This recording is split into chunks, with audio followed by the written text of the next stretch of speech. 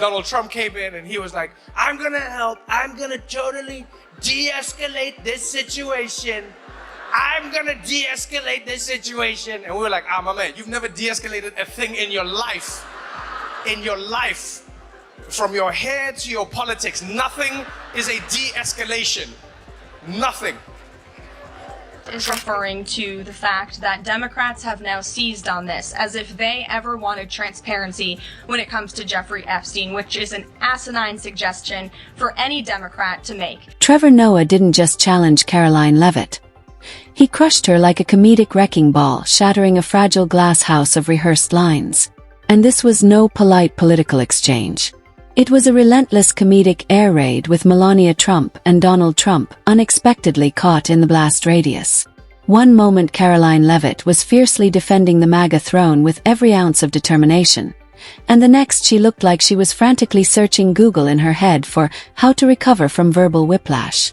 If you think political showdowns get intense, you haven't seen Trevor Noah's sly smirk dismantling a polished narrative, tearing it apart piece by piece. This wasn't just a roast. It was a slow-burn comedic barbecue of chaos that left nothing intact. Like, I don't like how Iran and Israel are launching bombs at each other all the time. So many bombs, we can't have this, it's not right. Too many bombs, we gotta stop it. No more bombs, we gotta stop it, we gotta fix it. And they're like, all right, how are you gonna fix it? He's like, by dropping bombs. I'm gonna drop bombs. Now, regarding the ongoing situation in Iran, I know there has been a lot of speculation amongst all of you in the media regarding the president's decision-making and whether or not the United States will be directly involved. In light of that news, I have a message directly from the president, and I quote, "Based on the fact that there's a substantial chance of negotiations that may or may not take place with Iran in the near future, I will make my decision whether or not to go within the next 2 weeks." If you're enjoying this spectacle, remember, every click keeps the fire roaring hotter. But the real explosion happened when Karoline Leavitt, the human press release in designer heels, thought it was a brilliant idea to stride into the spotlight and defend Donald Trump and Melania Trump like they were the dramatic finalists of a reality show nobody ever asked for. She stepped in glowing with confidence, armed with more polished lines than a teleprompter running overtime, clearly expecting softball questions. Instead, she met Trevor Noah, steady, unshaken, and loaded with razor-sharp energy that came from equal parts caffeine and zero tolerance for empty spin. Oh. Leave it to Fox News not to recognize what rejection from a woman looks like.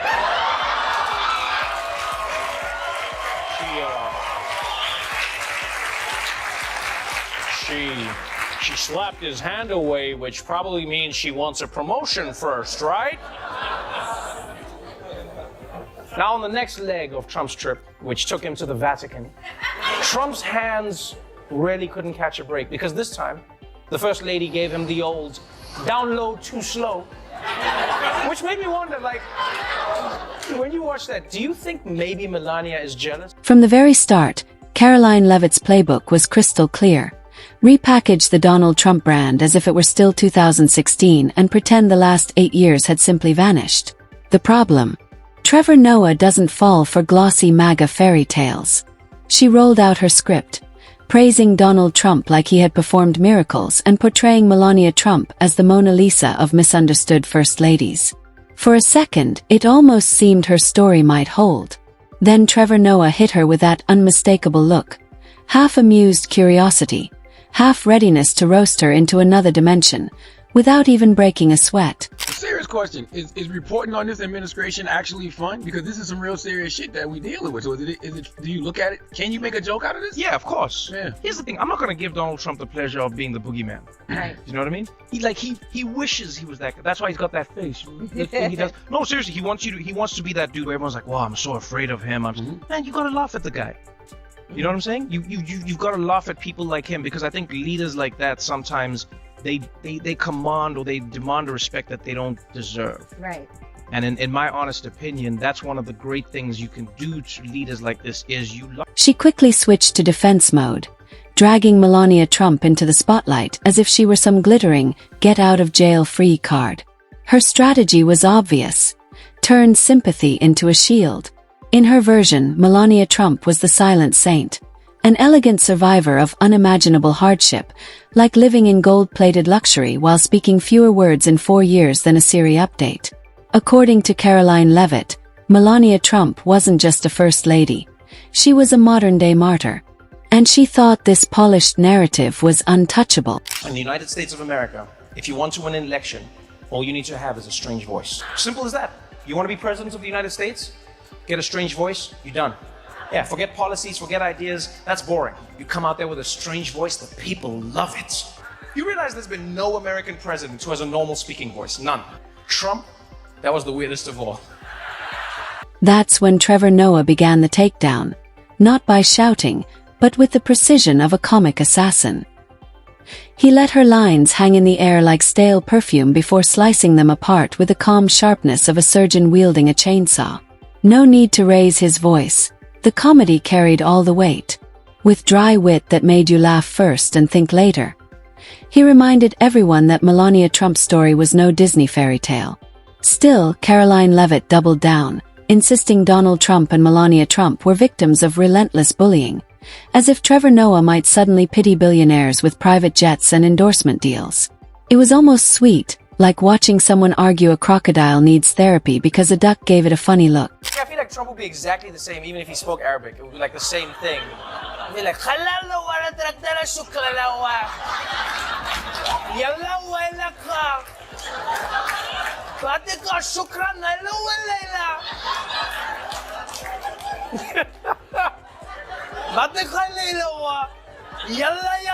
Trevor Noah, the master of understatement, let Karoline Leavitt's words unravel on their own. No interruptions, just calm nods and raised eyebrows that said more than any rebuttal ever could. It was devastating, like watching a magician pull endless scarves from a hat, except the hat was overflowing with bad takes and Trevor Noah had scissors ready. He turned it into a roast with research, pulling up old interviews, public reactions, and the internet's memory to show how absurd her rewrite really was. He didn't even need fresh material. Donald Trump's record is already a live-action sitcom. All Trevor Noah had to do was hold up the mirror, and Karoline Leavitt walked straight into it. Trump reminds me of one African leader in particular. Weird hair? Check. Lavish lifestyle? Check. Fringe, discredited views about President Obama's origins? And along came a black citizen of Kenyan African origin, a Muslim. His name is Obama. Check. Oh, and there's one more thing. Then came the wildest part. Karoline Leavitt trying to drag Melania Trump into 2025 as some kind of heroic figure. This is a woman barely seen in public since leaving the White House. Her biggest post-presidency moment. A cursed Christmas tree straight out of a haunted forest. If nostalgia was the plan, Karoline Leavitt cracked open a time capsule of awkward photo ops and questionable fashion. With flawless timing, Trevor Noah reminded everyone Melania Trump wasn't bullied. She was missing. Her appearances were as rare and underwhelming as seasonal fast food specials. So when Karoline Leavitt claimed Donald Trump and Melania Trump embodied everything good about America, Trevor Noah dismantled it like someone taking apart IKEA furniture with a butter knife. Smoothly, piece by piece. American president was predictable. You understood the ebb and flow. Trump, you never knew what to expect, right? The volume on his voice all over the place, inflection where it didn't make sense. Do you know how hard it was to figure out where to put the volume on your TV when watching a speech? Because you wouldn't know where it would happen. He'd be up there. I think as Americans, we try, so try, big trying, all trying, and it is, and I know, and I think, if we can, what we won't, but we will, but maybe, but. What? This wasn't just about Donald Trump or Melania Trump. It was about the whole circus of spin. People like Karoline Leavitt walk in with preloaded scripts, hoping nobody asks for proof. Trevor Noah shredded her script into confetti, exposing how absurd it is to defend two people who only step into the spotlight when there's something in it for them. He attacked the logic, not the person, making it sharper and funnier. The audience soaked up every second. This wasn't a debate. It was a comedy masterclass in dismantling propaganda with nothing more than a smirk and a coffee mug. One glimmer of hope that I get from Donald Trump is that he also doesn't know what he's doing. He's in it with us, which is a nice change. Oftentimes we're at the mercy of those in power, but he's in the mercy with us. Like we're all locked in a prison cell, but he's holding the key and he's like, we're all trapped. What are we gonna do? We're like, use the key. What? What are you talking about? And the reason I say this is because Trump came out and he hosted a press conference about dropping the bombs. By the 4th, Melania Trump was misunderstood. And the 6th, Donald Trump is a saint. It was obvious. Karoline Leavitt wasn't having a conversation. She was performing a one-woman monologue. And Trevor Noah turned that monologue into one long rolling punchline. Meanwhile, Melania Trump stayed silent, her stilettos echoing into the distance. No tweets, no posts, not even an Instagram story. That silence made Karoline Leavitt's defense even more absurd. Imagine launching a crusade for someone who won't even update their socials. Fierce loyalty or complete delusion. The line blurred fast. Last week was President Trump's first international trip. Instead of his visits and looking at the effect on U.S.-Israel relations, everyone was focused on Donald-Melania relations.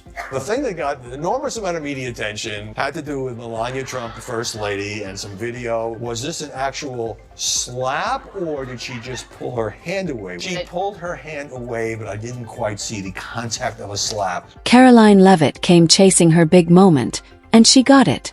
Just not the one she imagined. Trevor Noah didn't just dismantle her arguments. He revealed them as what they were. Borrowed talking points dressed in emotional sparkle. Pretty from a distance, falling apart up close. In the process, Melania Trump became the living symbol of "I'm not involved," while Karoline Leavitt nearly set herself ablaze defending a ghost. The irony. Karoline Leavitt insisted Melania Trump was the most bullied woman in America, while Melania Trump herself slipped quietly out of public life, sipping in silence. Trevor Noah saw it instantly. His response wasn't just a joke. It was a surgical takedown reminding everyone that Melania Trump hasn't even pretended to care. Trust in President Trump. He knows what he's doing. This is a proven economic formula. Every day the president is signing executive orders to cut regulation, especially when it comes to Environmental Protection Agency, our energy industry. That's going to unleash the economic boom in this country that we saw in the president's first. Which raises the obvious question. Has Melania Trump walked away from it all? Has she disconnected from the MAGA machine for good? Maybe she's counting down the days until Baron Trump is grown, ready to vanish with a martini in hand. Trevor Noah's brilliance was making you laugh at the absurdity before you realized you were watching propaganda collapse in real time. He wasn't just joking. He was pulling at loose threads until the whole sweater came undone. What looked like a roast was really a fact-check with punchlines. The verdict, unanimous. Trevor Noah didn't respond. He obliterated. And as the dust settled, he grinned and shrugged, leaving behind the line of the night. Sometimes the loudest defense is just covering for the quietest absence. It's because Trump came out and he hosted a press conference about it. It was so wild. He hosted a press conference about dropping the bombs. And he was shocked in the press conference. He came out and he's like, earlier today, the United States military, that's us, launched missiles, bunker busters, launched missiles on Iran, on all their nuclear facilities. And boy, you don't understand. You've never seen bombs like that before. They came down and they dropped them, those bombs. I couldn't believe what those bombs were doing. I couldn't believe it. It all collapsed in seconds, because sometimes all it takes is a calm voice, a pile of receipts, and the comedic aim of a sniper to destroy a story built on hot air. And let's be real. If your best defense of Melania Trump is that she wore elegant coats and stayed quiet, the argument was already on life support. This isn't the 1950s. First ladies aren't judged on posture and silence anymore. They're expected to engage. Melania Trump mastered disappearing, and Karoline Leavitt tried to spin that absence into a dazzling legacy, only for it to crash the second it touched reality. A textbook example of why you never bring propaganda to a satire fight. Next time, start with facts instead of flashcards.